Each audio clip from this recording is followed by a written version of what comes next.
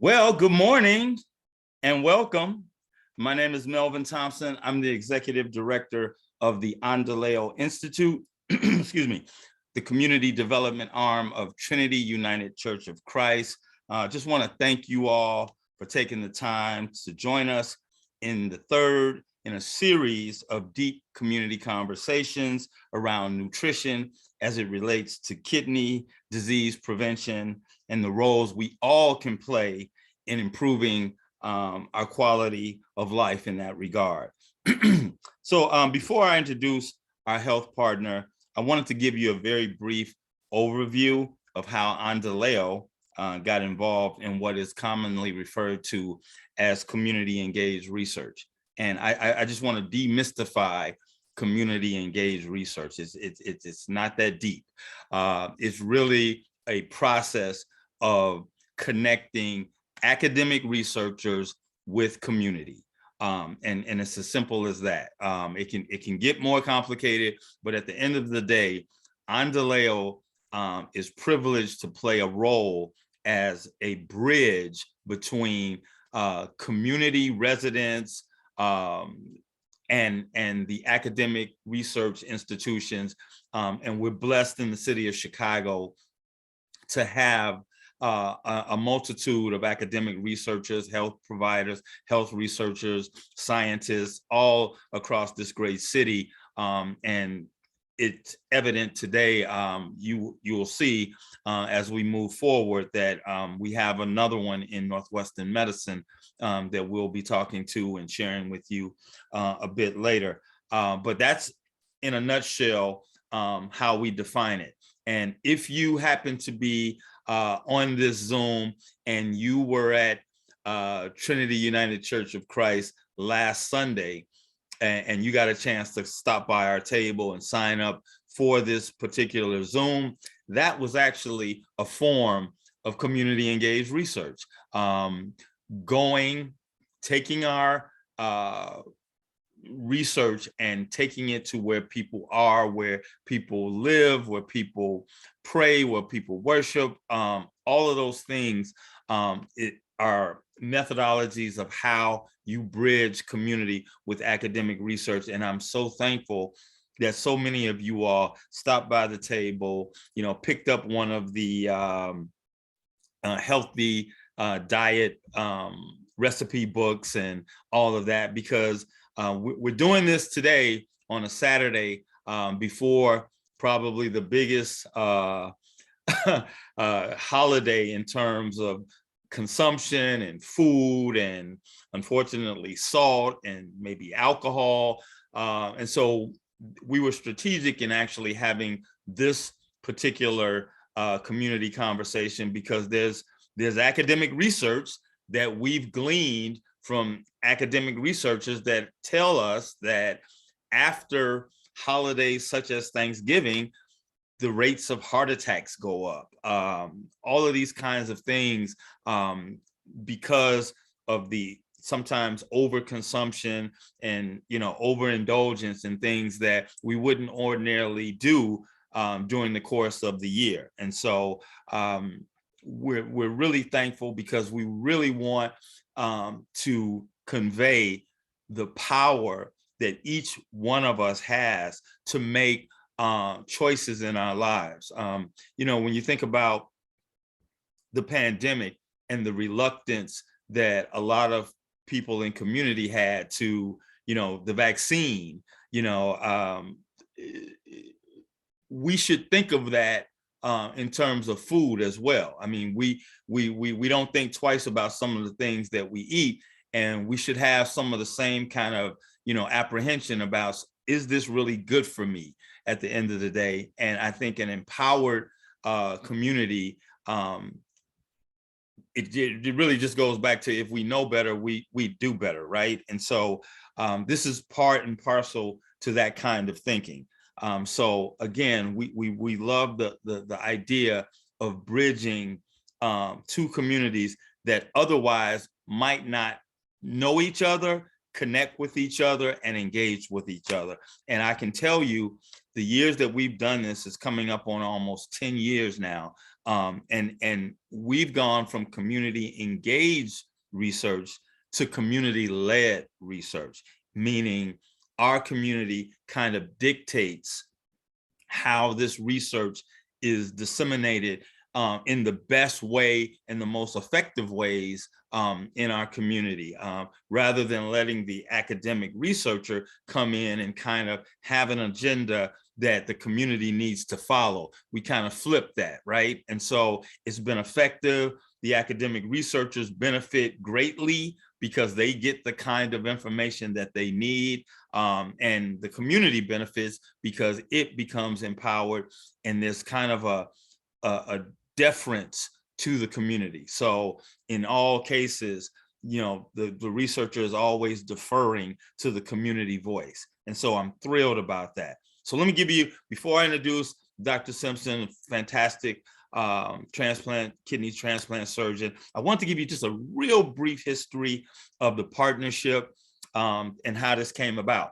And it came about back, I think, in 2018, when I was in a room at Northwestern Medicine complaining. Now, I'm not a big complainer, but I was complaining about the lack of grocery stores and now the sudden lack of pharmacies. I mean, if you live in on the south side or the west side of the city, you know we've lost a number of Walgreens and a number of CVS pharmacies, and those are really, that was another form of community engaged research, in that a lot of those pharmacists knew us, knew our families, knew our tendencies, knew our nuances in terms of how we take medication. And then all of a sudden those things disappear and we've got to go out of our neighborhoods to get what we need, right? And so that wasn't cool.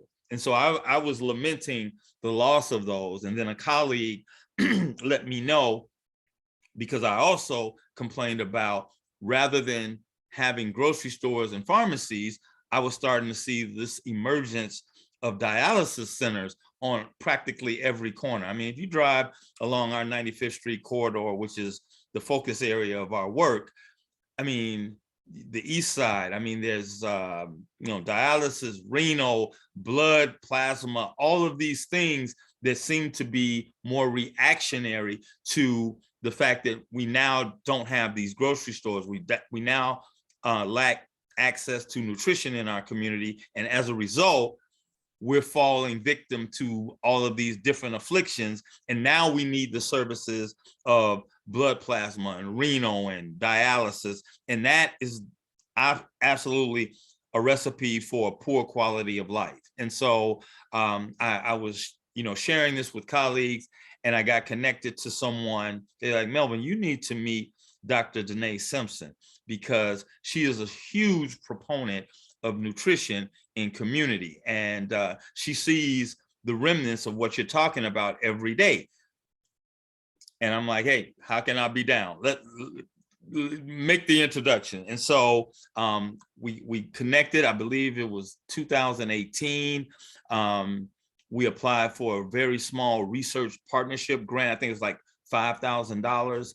And it was kind of like a grant just to kind of get to know each other and be able to, kind of share our thoughts as a community partner and to glean what they represented, and what she represented as an academic surgeon. And what you'll find out is she's the only African-American female kidney transplant surgeon in the state of Illinois, which is amazing. And she's going to tell you a little bit more about that very shortly. But I wanted to share that from that small research partnership grant, we held what's called like a focus group with maybe 10 or 15 people. We hosted it at Woodson Library, and we wanted to just get the community's input on what they thought was one of the root causes of why dialysis centers are popping up, and why our kidney disease rates are much higher than the white culture. And we were not surprised, but pleasantly surprised, if you will, about the fact that each member talked about nutrition as being central, or the lack thereof as being central to why we're seeing the kinds of activity and the kinds of construction of dialysis centers, and as we go. And Dr. Simpson does an amazing overlap to show areas in the Black and Brown communities where grocery stores don't exist, but the preponderance of health kidney disease really perpetuates. And it's an amazing thing if you ever see it.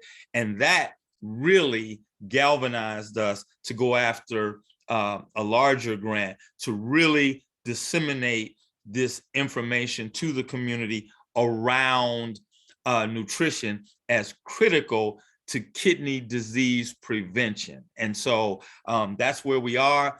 COVID obviously took its toll on how we engaged. So we kind of had to bide our time.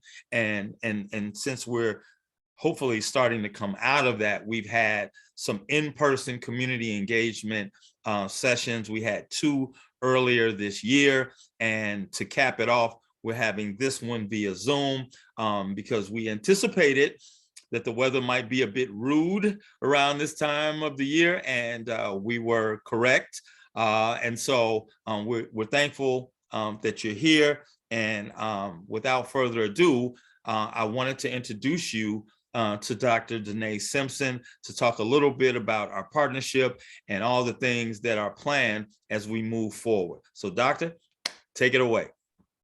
Thank you, Melvin. Thank you so much. And really excited to be here in a virtual setting this Saturday. As Melvin mentioned, we had done this previously in person at the Woodson Library. And so now we're trying to expand our reach and do this virtually because we all have things to do. And so it's nice to be able to connect in this way.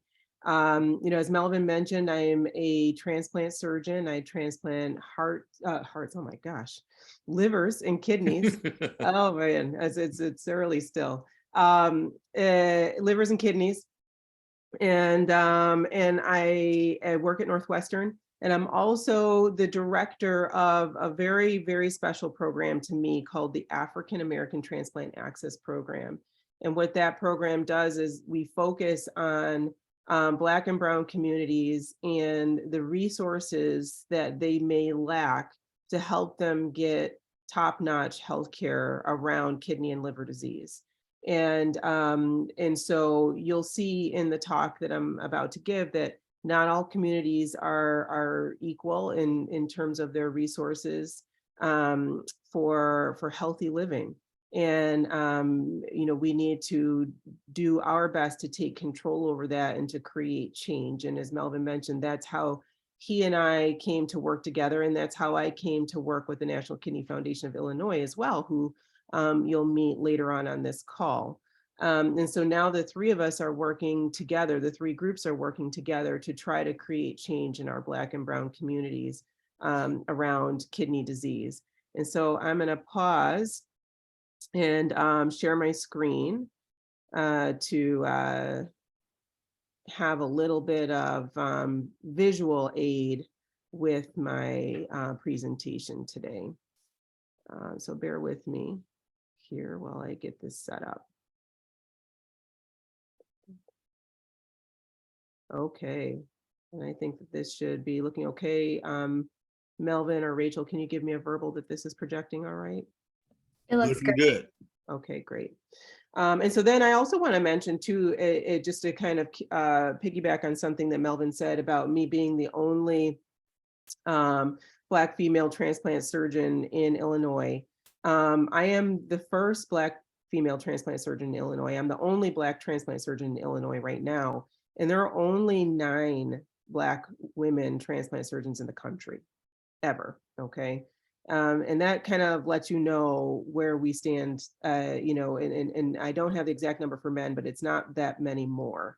And so, we know that we are our own best champions, right? And so It speaks to a number of issues. We're going to be talking about lack of resources around food and kidney disease, but we know that we also have other lacks, of resources in terms of mentorship and educational opportunities and things like that. And so, we have a lot to do for our community, but I'm very, very blessed and privileged to be able to partner with Melvin and the National Kidney Foundation of Illinois to champion our communities and help make the improvements that we so sorely need.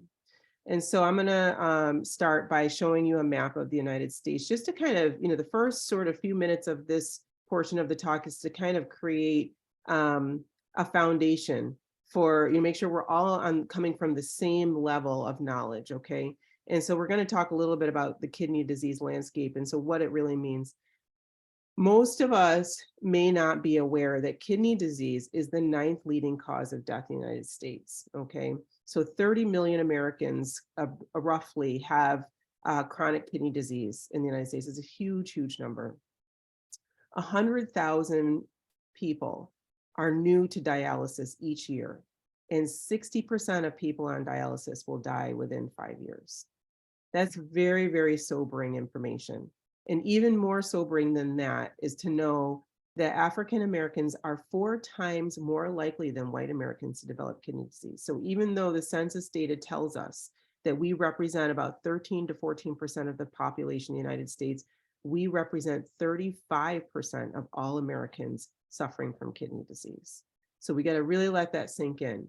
Okay, there are many, many reasons for us having a higher rate of kidney disease. We'll talk about that a little bit. It's not solely genetics, okay? So what we inherit plays a small role in that, but what plays a larger role is our environment, what we put into our bodies, what we're exposed to. And so the whole reason that we're here today as a group to talk to everybody is because we want to kind of take the power back and learn how we can make changes to change these statistics somehow, okay? A little bit more of that foundational education. What do the kidneys do anyway, okay? We don't see our kidneys, we can't feel our kidneys, so it's easy to ignore them. Well, our kidneys do a few things. They balance acid, they balance electrolytes. So we all hear about electrolytes. It's things like sodium and potassium in the foods that we eat, the things that we drink. That needs to be in a certain balance in our body. Okay, too much, too little will have harmful effects on our bodies, and so our kidneys will work to strike that balance just right. Okay. The same thing for water. There is actually such a thing as too much water. We know that there's such a thing as too little water, but our kidneys will strike that balance. It will sense what we're putting into our body and it will say, okay, this is how much you need. I'm going to get rid of what you don't need. Okay. And that's what urine is. Urine is the excess water and all the excess other things that our body doesn't need, electrolytes, acid, other waste things that the kidneys will filter out of the blood, okay? And so ultimately, our kidneys are a big, toxin removal system. And so they will filter our blood, leave behind what we need and allow that to circulate around the body, but then filter out what we don't need and allow us to get rid of that. So you can imagine that if our kidneys start to fail, what that sets us up for, right? Well, we start to see, okay, if our kidneys fail, all these things that will be out of balance in our body. So what does kidney disease look like then? I think we all need to kind of pause because I'm pretty sure that anybody who is here today or who watches this in the future knows somebody who has kidney disease, or maybe we have kidney disease ourselves. So what does it look like? What do the people look like who we know who have kidney disease? And I think we all can agree that they look like us. I mean, there's really not something specific where I can walk down the street and point somebody out and be like, oh, they have kidney disease. Because until kidney disease is advanced, it's a silent disease. And this is one of the reasons why it's so important for us to know about kidney disease and to be screened for kidney disease, because kidney disease can also be prevented and it can be slowed. So let's talk a little bit more about what kidney disease looks like and when symptoms do actually start to develop. Kidney disease is a continuum, meaning that kidney disease isn't just on and off like that. It's something that builds and develops with time. So our kidneys get progressively more and more damaged. Okay, so at stage 1, that's a little figure at the bottom of the screen where the kidneys in rainbow colors. That means that you have, damage to maybe about 10% of your kidney, 90% or more is still functioning. You're not going to have any symptoms. Kidneys are working fine. They're still doing the job that your body needs and you're doing okay. Stage 2, a little bit more of the kidney is damaged. Again, no specific symptoms, but your kidney function is starting to decline. And then when you get to stage 3, that's when you start to see some of this in the blood work. So you may not feel anything. You may not see anything outward about yourself or the person that you know.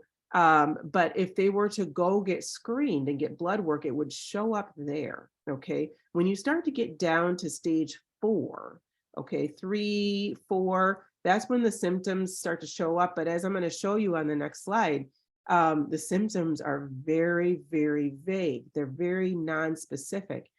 None of these symptoms will we be able to pinpoint and say, that means you have kidney disease. So let's move to that slide right now. These are just some of the very, very vague symptoms of kidney disease. Okay, so fatigue, less energy, trouble concentrating, trouble sleeping, poor appetite, muscle cramping at night, some swollen feet and ankles, maybe some puffy eyes in the morning, dry, itchy skin, frequent urination, particularly at night. Now, the reason why I say that these are vague and non-specific is because you can take probably 5 or 6 of these symptoms, and this will be me on any given night after I've been operating all night long. Okay, I'm fatigued. I may have some trouble concentrating because I've been up all night. I will have swollen feet and ankles for sure because I've been standing for 10 to 12 hours. It's winter time, so my skin's going to be dry and itchy.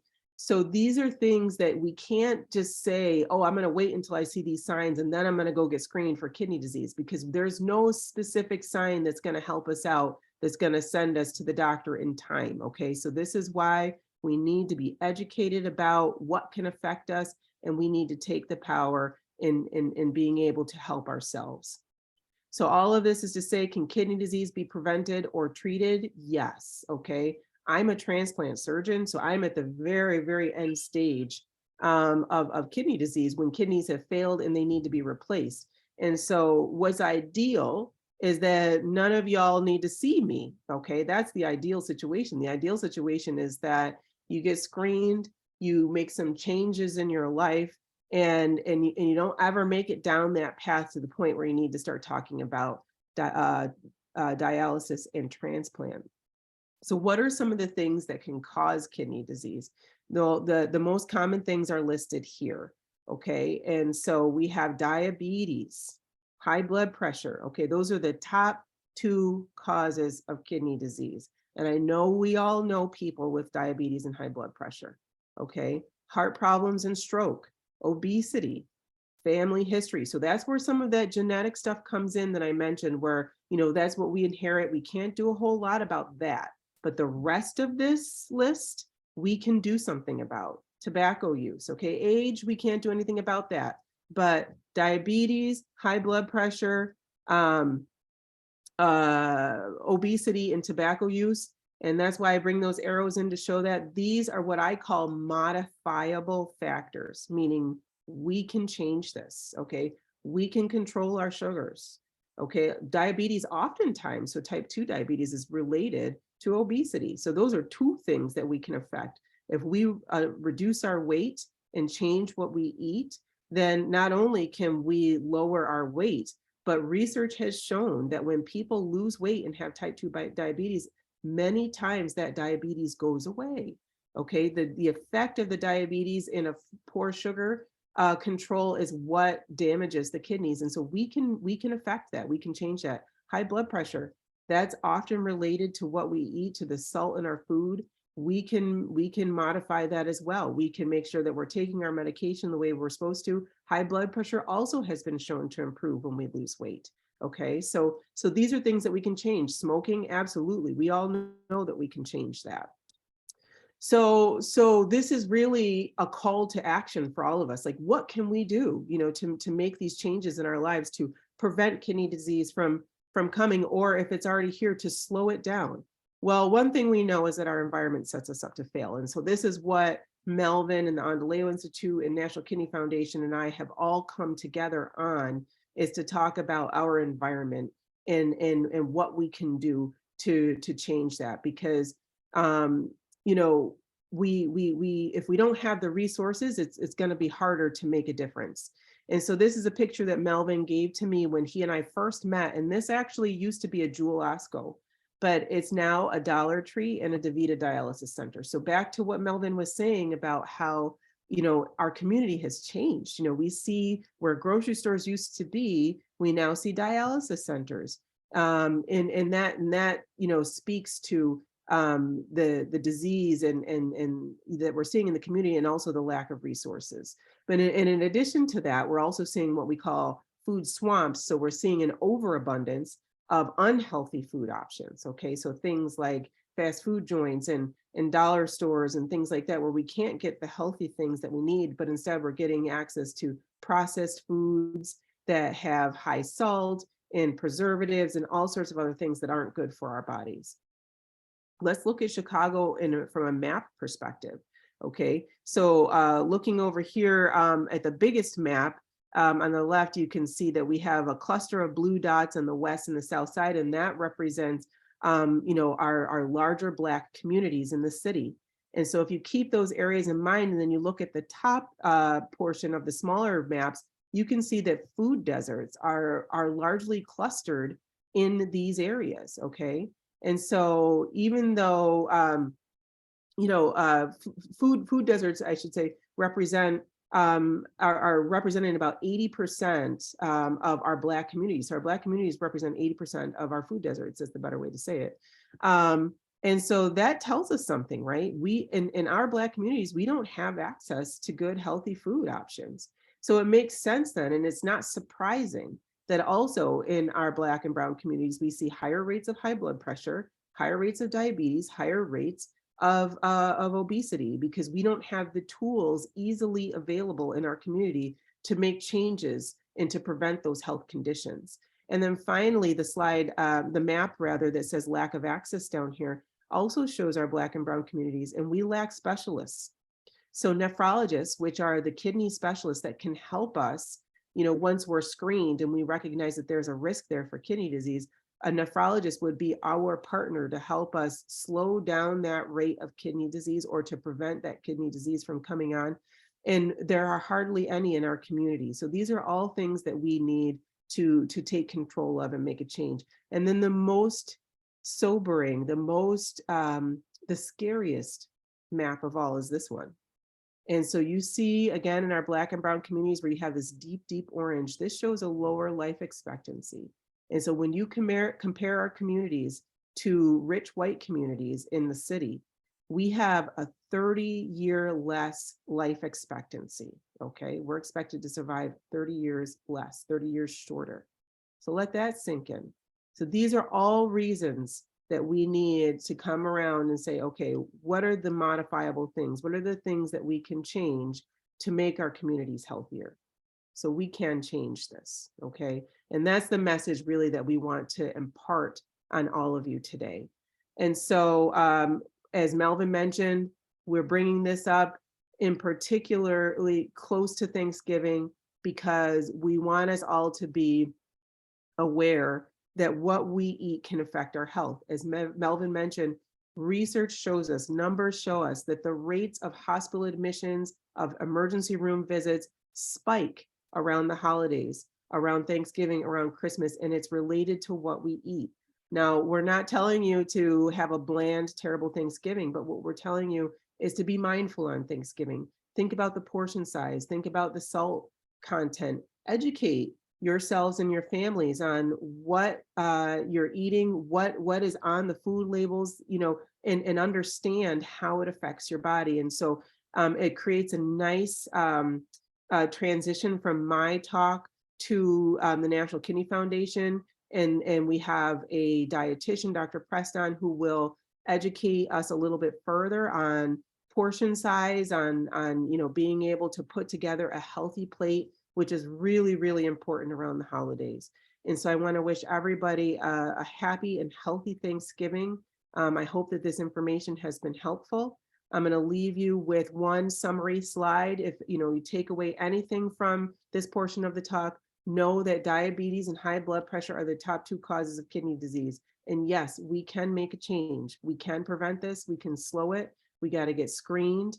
We got to, make sure that we're well educated on what's healthy to eat, and make sure we're exercising and all of that. There are many treatments for kidney disease, but the best one is prevention. Okay, prevention is the best. Yes, we have other things that we can do once kidney disease sets in. Certainly, we can give someone a transplant. That is the best treatment for people who have failed kidneys. But let's nip this in the bud much earlier in the path, and start with some healthy food and eating. Thanks very much.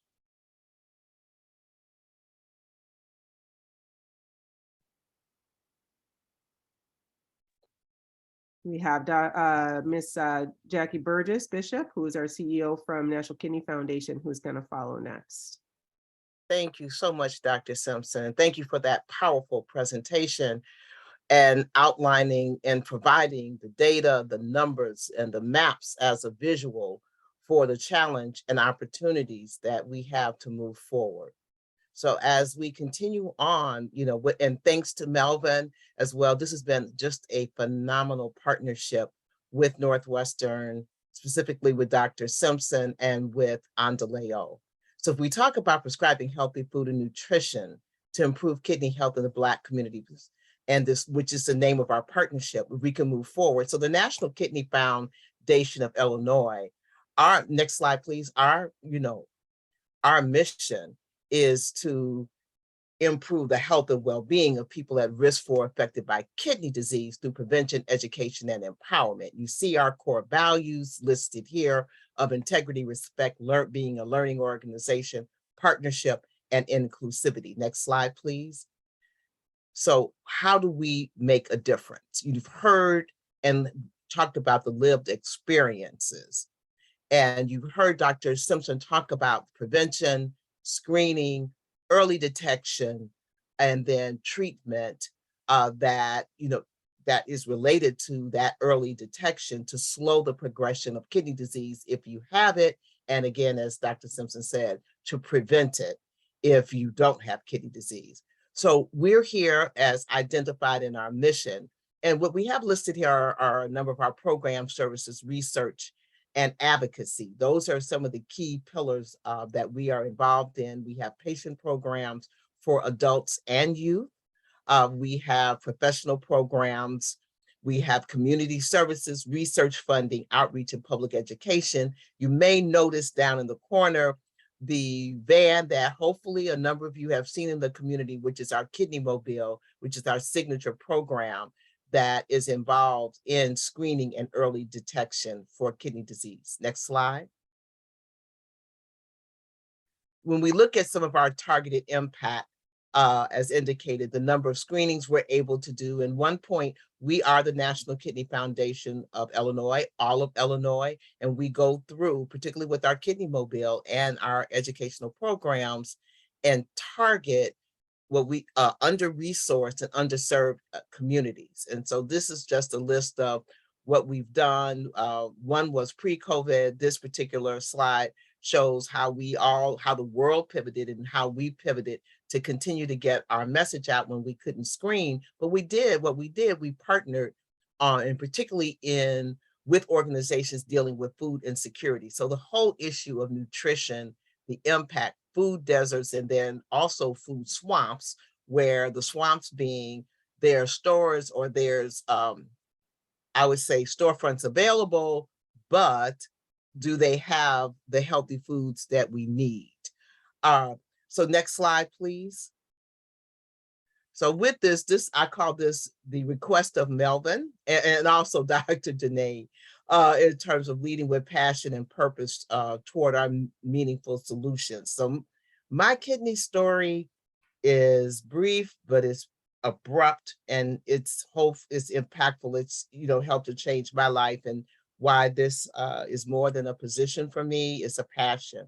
So I lost my maternal grandmother, my mother's mother, to kidney disease when my mother was 14 years old.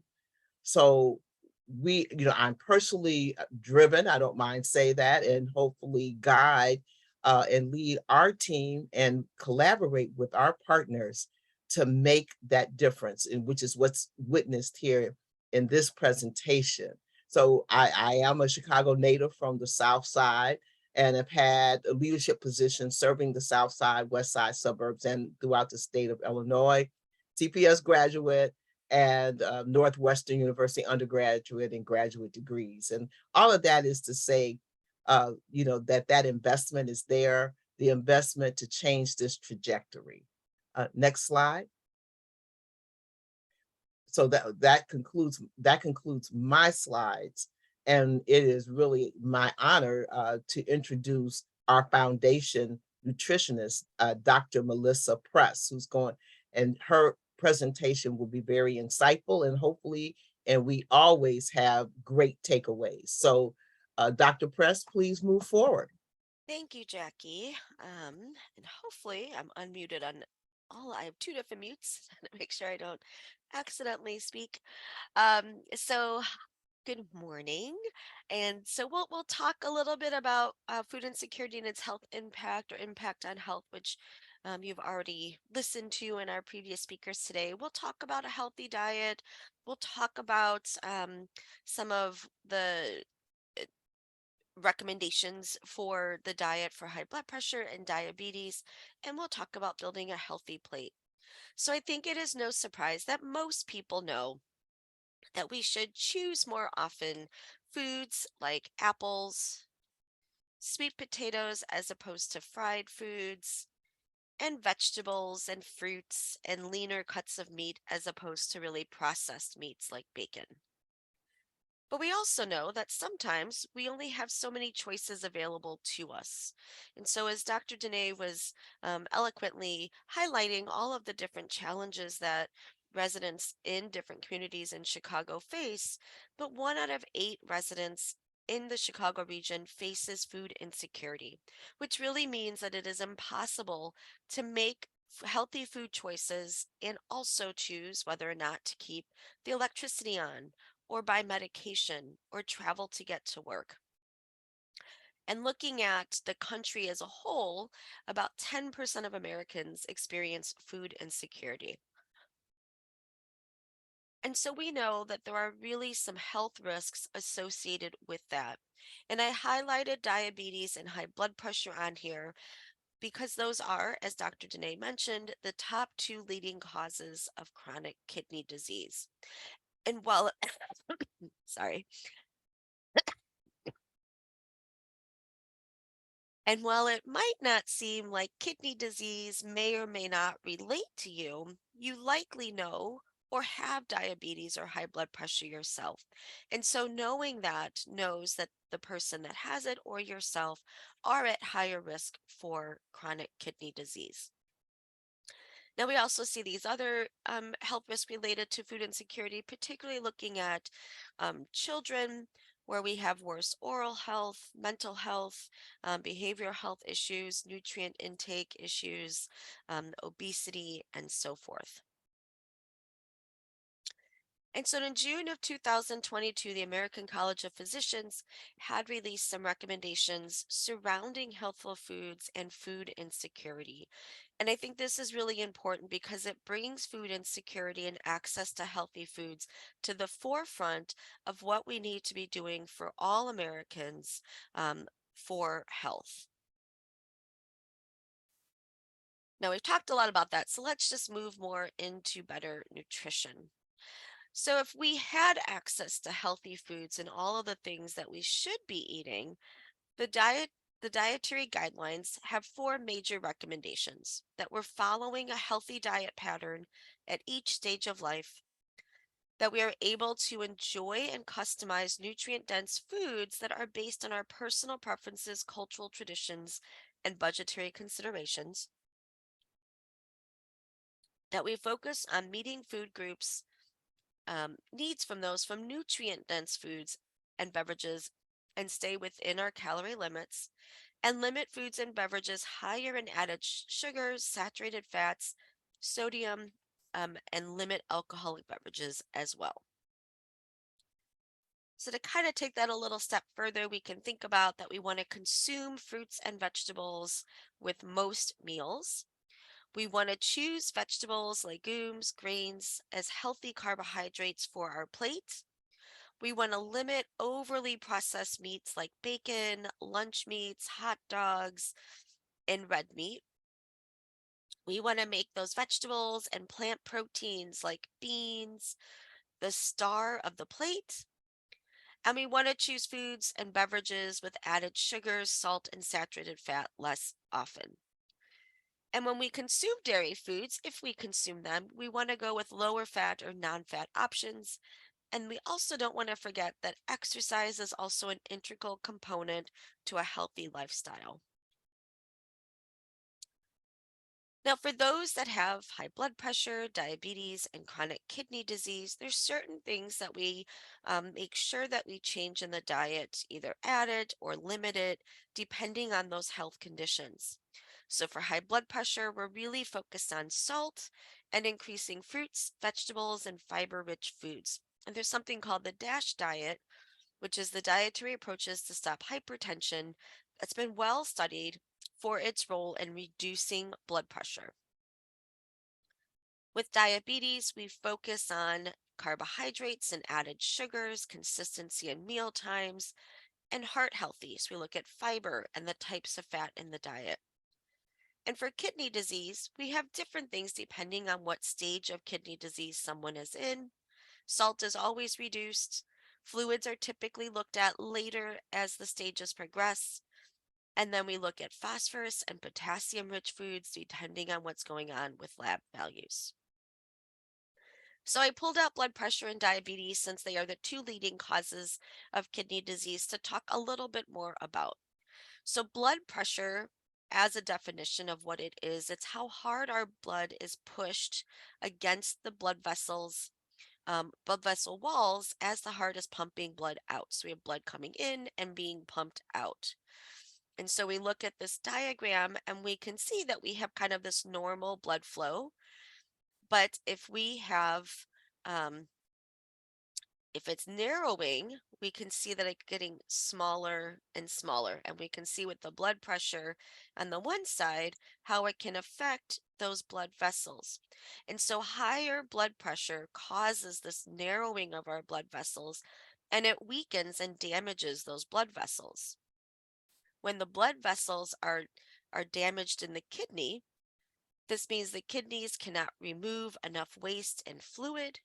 It continues to actually drive your blood pressure up, and it creates this cycle of damage that's occurring. So not only do we have blood vessels throughout our body, but where our kidneys also have blood vessels within them as well. And so this blood pressure, if it's sustained and too high for too long, it damages those blood vessels that are in your kidneys, which is causing that kidney damage. So it's why it's so important to get your blood pressure into goal and how that protects your kidneys. So the National Institutes of Health, or NIH supported DASH diet, dietary approaches to stop hypertension diet, tops for heart healthy and healthy eating. So this was in the news in earlier this year. So it was on the best heart healthy diets in 2021. It's often prescribed by physicians for individuals who have high blood pressure. And so what we see on this is that we want to make sure we're eating vegetables more, and fruits, whole grains, low fat, and low fat dairy.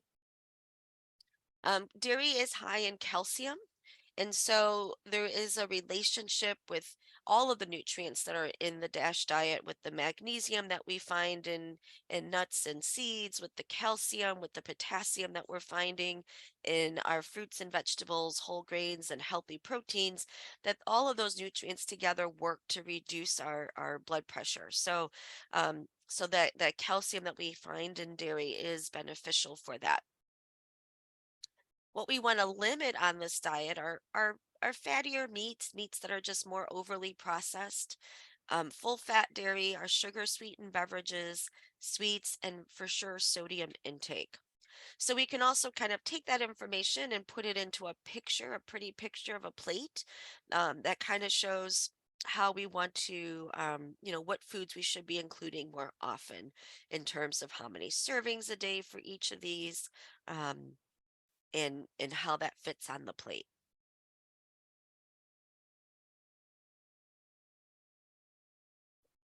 Now, if we look at blood sugar and your kidneys, our kidneys have millions of tiny filters called nephrons. High blood sugar will cause damage to those nephrons and also the blood vessels. So when those nephrons are damaged, our kidneys aren't able to work as well. And this is a quote from the Center for Disease Control, the CDC. So every 24 hours, 170 people with diabetes begin treatment for kidney failure. And so I pulled these pictures just to show you kind of these tiny flows, these blood vessels that are in there, and that the blood vessels, they enter your kidneys, and they have all these little filtering units called nephrons. And so when someone's on dialysis, we have a dialyzer, and the dialyzer is made up of all these little tiny filtering tubes to mimic what your nephrons do in your kidneys for you to help clean and filter your blood. So again, this is why it's so important to get your blood pressure and your blood sugar under control, because having both of them high for too long causes actual damage to the blood vessels, and the nephrons in your kidneys that alters your kidney's ability to do its work, causing kidney damage. And once the kidney is damaged, it doesn't regenerate or rebuild.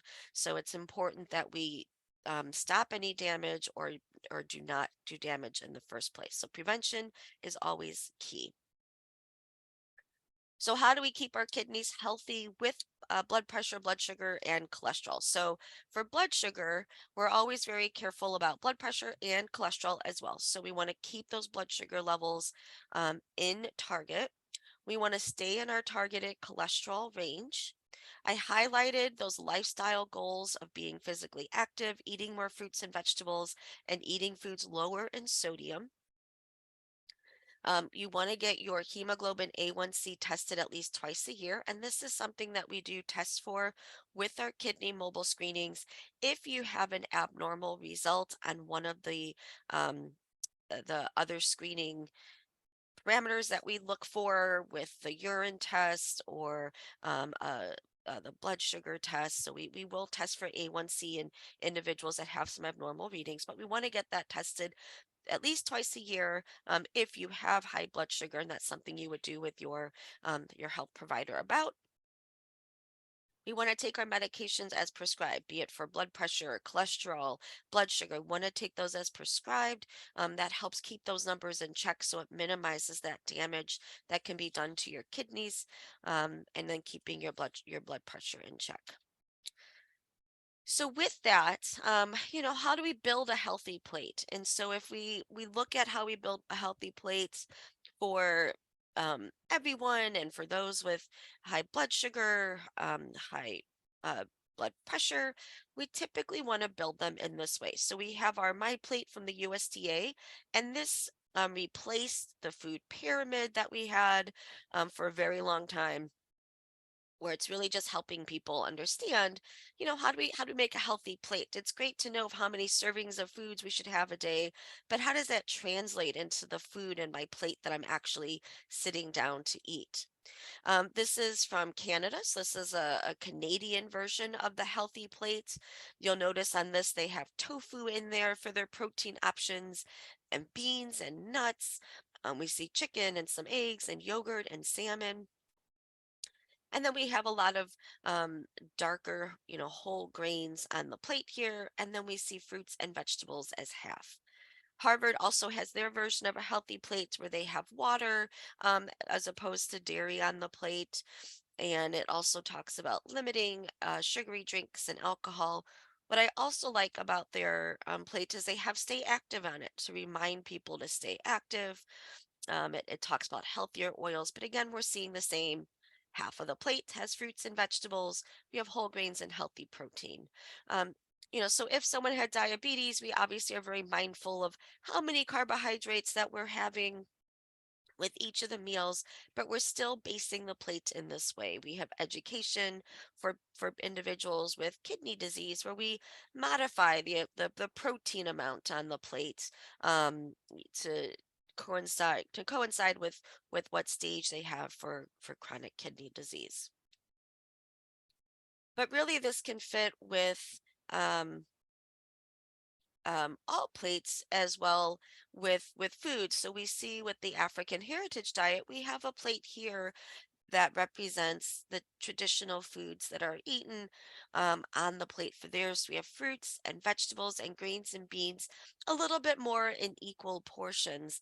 But again, we have fruits and vegetables as half of this plate, and then you have the grains and beans as a quarter. So it's roughly the same, but just looks is represented a little differently.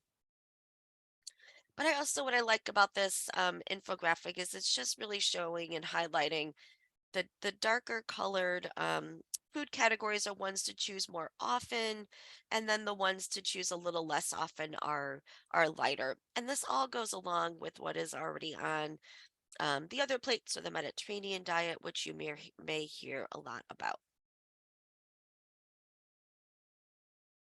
So as I wrap up here, we can talk a little bit about holiday tips. So I pulled just a couple of pictures to start with. So this is looking at the top one is from Fitbit, just kind of giving some ideas of making a healthier plate. And this one is from, I think it's Medium, is from that media source, but just kind of showing what is the average calories of a Thanksgiving plate.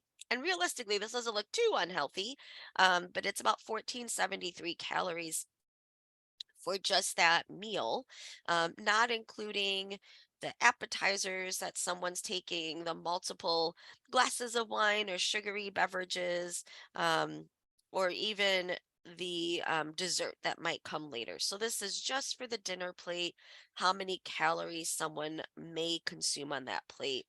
And most people on average might need 1,800 to 2,400 calories a day. So 1473 is a great chunk of the calories for the day. Now, not to say that, it's one day we want to enjoy and we want to relax. So not to say that this is the worst thing, but we do want to try to make healthy choices, even if it is the holidays. So we see on the top just some suggestions of, making some cranberries, like fresh cranberries, and making those with a little less sugar. We have more flavor, and the portion is a little bit small.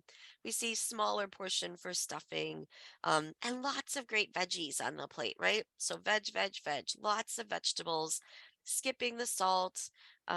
Easing up on the gravy, and choosing a leaner cut and less of the turkey. So just kind of showing a different way to make your holiday plate. But I always tell people, enjoy your holiday. A lot of times when I worked with individuals with CKD on dialysis, I usually ask them to survey the landscape of what was out there available for them in the holiday. It's really easy to kind of just pick at food. We're picking at food, um, but kind of figure out, what are things that I really want to eat today? Um, is there something that, like, I have been missing out on and I just really want to have a few bites of it? That's okay. Enjoy those foods. Skip the ones that you're really not that happy about, or that doesn't really excite you. So if pumpkin pie isn't really your thing, don't feel guilty about having to have a slice of pumpkin pie. So really figure out those foods that you really, really want to enjoy and enjoy in those foods. The other thing is to engage in mindful eating. I feel that mindful eating should be something that everyone does every day, but it is especially important during holidays and vacations when we tend to overindulge or stray from maybe our normal eating habits. If you are eating a little bit more mindfully, we give our brain time to recognize that we're feeling full.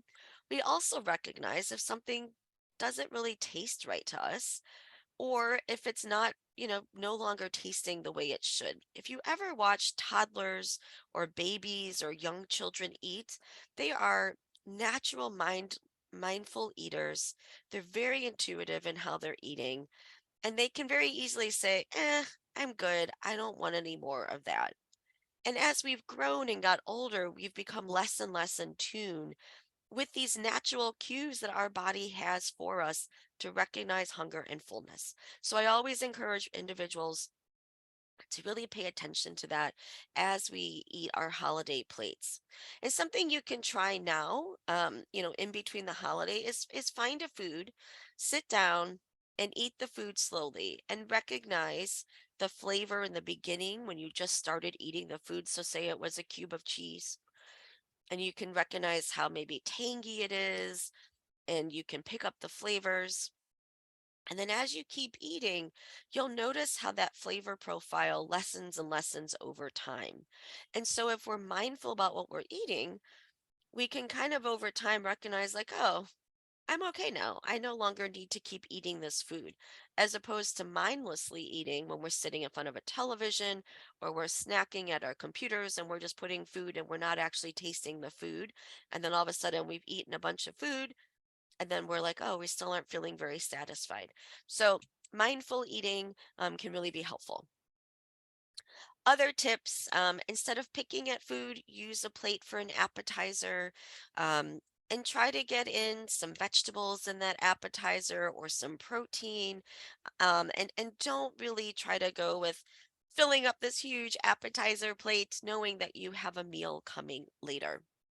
We want to think about those healthy plates that I was showing earlier when we are making our plates, so similar to this picture here, where we are really filling up on these vegetables and we have smaller portions of the protein and the starchy side. Get an extra serving of vegetable on your plates, which is what we're seeing here again. We have the green beans, we have salad, we have some, I see some like squash in here, zucchini. So get those extra servings of vegetables on your plate. And again, with your appetizer, skip the salt shaker. Likely the foods that are cooked for the holiday were cooked with some salt in it. It does not need more salt added at the table. If you are drinking alcoholic beverages, sip on water and do water in between those alcoholic beverages. It helps you slow that consumption down, and it also helps to minimize uh, feeling intoxicated. As a reminder, the recommendations of alcoholic beverages are 1 a day for women and 2 for men. Obviously, with the holidays, that tends to go by the wayside, but just keep that in mind as you're at your holiday activities. Enjoy some fruit or a very small piece of dessert for your dessert, and make sure that you are moving your body with activities you enjoy.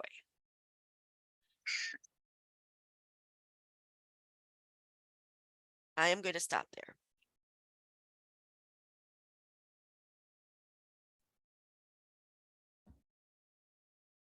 Thank you so much, Dr. Press. We could have done this whole Zoom with you alone to go through the various I like to call them lifestyle, not so much diet, but lifestyle changes that we need to embrace. And I hope your presentation, as well as all of the presentations today, show the connectedness behind the science of how healthy food uh, literally dictates the quality of the things that exist in our body, and just watching how blood flows through the body, and how, what we eat has a say in that kind of ecosystem, if you will. I think at the end of the day, we're really trying to connect the dots. Dr. Simpson showed the disparities, the maps, all of the things that are contributing to poor health outcomes in our community.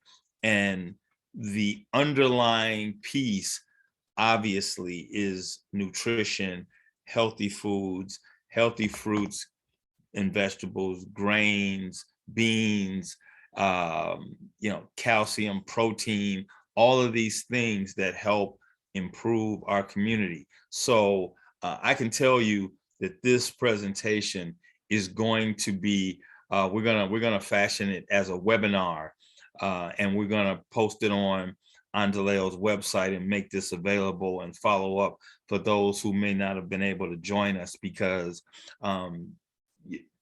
though it wasn't as an interactive process as we typically have, I think this information is priceless, and that it needs to be disseminated into the community. So if you're know someone who wasn't able to join, don't despair, because this is going to be a webinar at some point.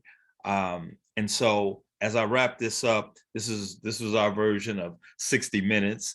And as I wrap this up, I wanted to leave you all with what's next for us. As I mentioned, this is the third in a series of community conversations, and that was the initial goal for 2022. But we are solution oriented, we are solution based, and because Dr. Press showed us all of the foods that are conducive to healthy kidneys and healthy, and preventing these other diseases, hypertension and blood pressure and diabetes and all these other things.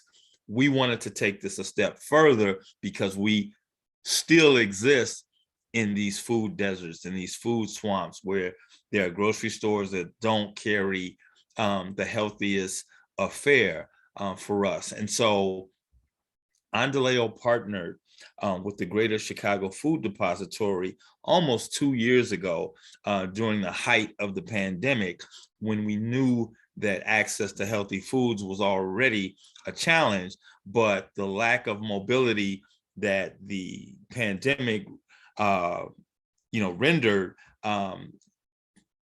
determined that we needed to get food out to the community, and we leveraged our church home base to disseminate that food in partnership with the Chicago Food Depository. And as a result of that work, we formed a stronger, longer partnership to actually have permanency in disseminating healthy fruits and vegetables. So I want to go to the slide and show the site of where this is going to take place. So the building on the left there, the white building, is actually our Trinity affiliate, Amani Village. And if you've ever seen this, as you drive by on East 95th Street, this is at the corner, just off the corner of 95th and Cottage Grove. This is actually going to be the permanent site of the free and fresh food market, which will be a 21st century grocery shopping style food pantry, where all of the fruits and vegetables and the food groups that Dr. Press mentioned will be there for free for residents and community members and whoever. This is going to be completely open and a welcoming space to make sure that access to these fruits and vegetables are available to the community, because we know now, and we're trying to be we want to repeat this and not just, do a webinar or just have a single event where we're sharing this, but we want to demonstrate and this physical manifestation of providing access to healthy fruits and vegetables will now be available. And I think we've got a construction date that starts at the beginning of the year, beginning of 2023, and the space to your right, where you see folks standing, is actually our architects and our team that is putting this together. It's going to be a 4,000 square foot space, and it's going to be very reminiscent of a grocery store style environment, where you'll be able to select the things that you want aisle by aisle, and there'll be actually information next to the foods and the fruits and vegetables to kind of tell you what Dr. Press showed you and what those particular food groups help prevent, what they help grow. And again, it's really putting education with the science in one space. So it's not really just about receiving the food, but it's understanding why and what this food can do for you. And rather than we know that we're in an inflationary period right now where, the price of everything, turkeys and butter and all these things are exorbitant right now because of inflation across the country. We want to make sure that that doesn't impede the progress of access to healthy fruits and vegetables. And so we've got a wonderful partner in the Greater Chicago Food Depository. Our partnership with the National Kidney Foundation of Illinois, Northwestern Medicine, is going to continue and proliferate because we think the repetitive nature of what we're trying to convey to the community takes time. It takes time to change habits that aren't necessarily conducive to better health outcomes. And so we're going to be providing education, awareness, and information around these food groups. So you'll be able to get all of these things in one place. And so we're really excited about it. We hope you are too. We really thank you for joining us this afternoon. You could have been anywhere, but you took the time, and that shows that you want to be proactive in improving your health outcomes. And at the end of the day, we'll start to see those numbers change, and we won't be the leading culture of all of these afflictions, because we'll be eating better. We'll think about what we're eating. We'll look at our plates a little differently, and what better time than this season for change when we have all these resolutions and all these things. And this is something that we think should be a long-lasting lifestyle change that you will be able to pass on to your families and stop the cycle of afflictions that happen in our families. So again, I thank you for joining us. Be on the lookout. We'll be contacting you and sending you clips, links to this webinar, and just enjoy it. Enjoy your holiday and be safe out there. Thank you very much.